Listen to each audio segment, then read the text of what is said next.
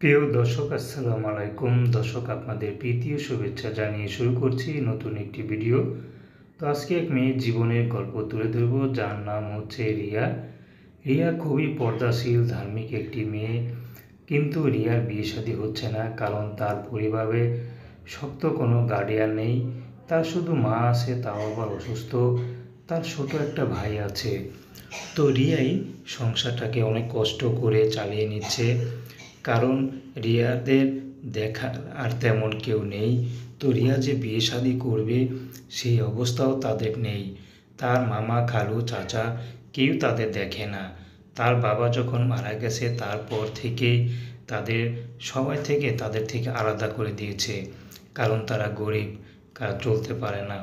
তো এখন রিয়া ইউটিউবে বাধ্য হয়ে এসেছেন, যদি কোনো বয়স্ক পুরুষও তার পাশে দাঁড়ায় তাহলেও সে বিয়ে করবে। সেই মানুষটি যেমনই হোক, সমস্যা নেই।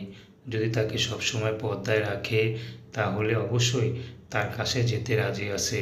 রিয়া হয়তো এক মুঠো ভাত কম খাবে, কিন্তু কখনো পর্দা ছাড়বে না। তো দর্শক, এই ছিল রিয়ার জীবনের সংক্ষিপ্ত জীবন কাহিনী।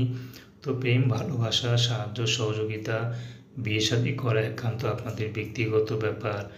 আসুন আমরা ৫ ওয়াক্ত নামাজ পড়ি, সর্বদাই দেশের সেবা করি। আসসালামু আলাইকুম ওয়া রাহমাতুল্লাহি ওয়া বারাকাতুহু।